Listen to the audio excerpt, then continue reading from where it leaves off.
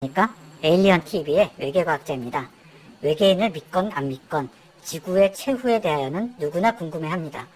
과학적으로는 운석 충돌, 지구온난화와 환경 파괴, 사회적으로는 핵전쟁 등이 언급이 되고요. 별 문제 없다면 태양이 적색거성이 되면서 지구가 타게 되는 수십억 년 이후를 얘기하기도 합니다. 과연 지구 종말은 있을까요? 외계인의 지구 시스템에 의하면 지구 종말은 있을 수밖에 없습니다. 궁금한 것은 지구 종말의 시기와 방법이 될 텐데요. 우선 시기를 생각해 봅시다. 지구는 외계인 유희를 위한 게임 내지는 드라마라고 말씀드렸습니다. 그렇다면 게임이 더 이상 새로운 스테이지가 없거나 드라마도 새로운 내용이 없으면 끝나게 되죠. 지구도 마찬가지입니다.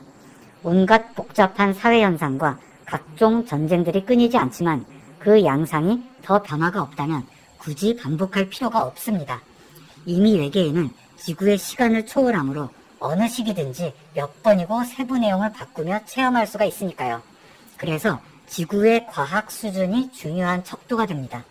만약 지구가 스타워즈 배경만큼 발전한다면 그때까지 지구는 안 끝날 겁니다만 과학이 더 이상 발전하지 않는다면 지구를 지속할 이유가 적어지겠죠.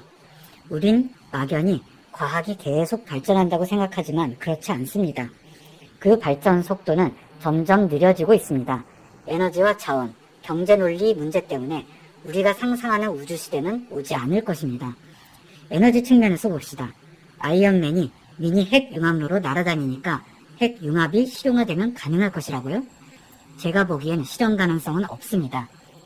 우린 핵 에너지로 항공모함도 움직이고 잠수함도 움직이므로 핵분열 이후 핵 융합 발전까지 하면 에너지 문제가 없어질 거라 생각하지만 이런 방식은 에너지 활용에 한계가 많습니다. 핵분열로 쓸 수 있는 에너지는 일부의 열 에너지고요. 그 열로 물을 끓입니다. 물이 끓어서 부피가 팽창하면 그 힘으로 터빈을 돌리죠. 그걸로 발전기를 돌리면 전기가 나옵니다. 이게 원자력 발전소죠. 이런 식으로는 우주로 나아갈 추진력을 얻지 못합니다.